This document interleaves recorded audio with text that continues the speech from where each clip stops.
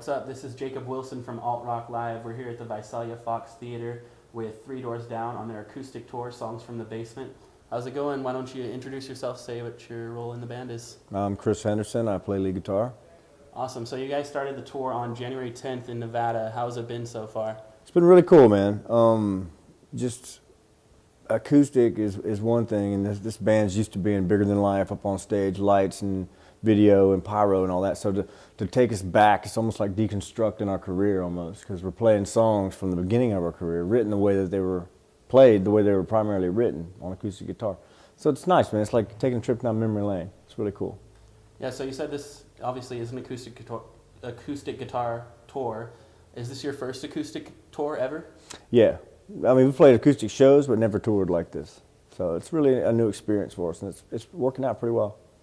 Nice, nice. So your last album was Time of My Life, right?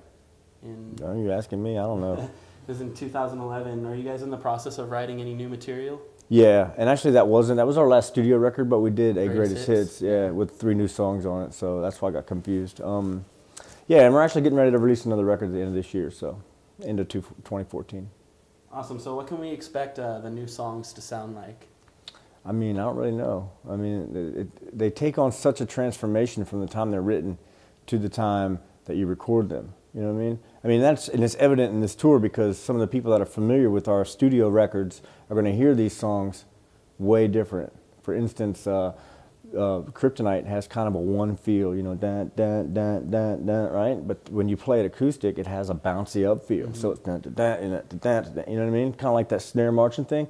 And the songs will take these different feels because that's how they get from point A to point B. And the different instruments make them need different things. So it's really cool, man. As a band, what would you say your greatest inspiration is? Like, where do you get your ideas from? Man, I could not tell you that. I don't really have any place that I can put a finger on. I think I pick up most of my stuff just from my environment and my children, believe it or not. Because like we were talking about before the interview, man, I listen to a lot of pop music because of my kids. Because I have, you know, an 11-year-old daughter. She's all about, you know, pop radio. And you get to listen to these different things that are happening in these songs, and it kind of, for me, it translates. So, I mean, I can pick up on it. So it's nice. Now, I know a lot of your fans really admire your charitable works. Can you tell us a little bit about the Better Life Foundation and what you guys are involved with right now? Yeah, the Better Life Foundation is a foundation that we started 10 years ago in response to a charity show that we played for another charity, which I won't name, or another organization. And we sold an arena out. It was us and Shinedown. And we thought, hey, man, we did something really good for these people, so we wanted to know how much money we raised. And when we saw the bottom line, we were pretty pissed off about it. You know what I mean? We're like, oh my God, all those people, all that time, all that equipment, all the stuff that we paid for, and that's all they got. So we decided to start our own foundation. It's a dollar in, dollar out organization. We have a cell phone bill. That's all we pay for. And everything else is donated and given to us by fans, and stuff that we donate ourselves and stuff that we make ourselves. And we've raised over $3 million in the last 10 years. That's been pretty cool. Are you guys involved with any charitable causes right now at the moment? Well, what we donate to typically is we donate these Dream Racer cars to children's hospitals for kids that need chemo, and that's our main focus because those things seem to make a really big difference.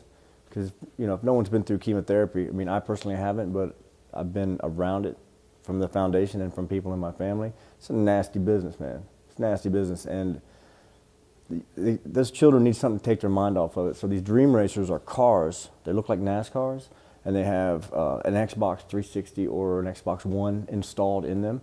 But they're actually hospital beds that the kids can sit up in with a steering wheel and a gear shifter, and they can play racing games or any other games they want to play. It's really cool, and it takes your mind off because chemo lasts a long time. You gotta sit through it for hours. So. Yeah, cancer is not fun. No. Have family members experience that. It sucks. On another note, you guys have been very successful for the last almost 20 years now. What did you envision happening with the band, and how does that compare to the huge success you've attained? You know, what I envisioned for us was just to basically be released and fail is what I thought, is what everyone thought. You know, we got signed and we went into this business with our eyes open. our label, a good label, Universal Records. We were on a imprint of theirs called Republic, and those guys were just really like, they laid it out for us. They're like, you know, if you sell records, we're your best friends. If you don't, we're not going to return your calls. And that's the way the business works. And you know, we sold records, so we were able to kind of watch it develop. And as it developed, and our guy's name was Tom Mackay. He kind of was explaining what was happening as it was happening to us.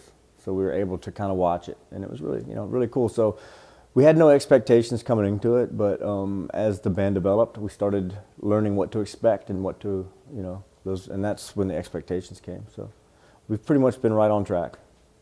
All right, man. Well, we got one last question for you. Last but not least, altrocklive.com is a community for the fans. Speaking to them, how would you like to wrap up this interview? Speaking to our fans, thank you for 20 years of my dream coming true. Awesome. Well, we thank you for your time, and we hope you have a great show tonight. Awesome, man. Thank you. Thank you. It's not my time. I'm not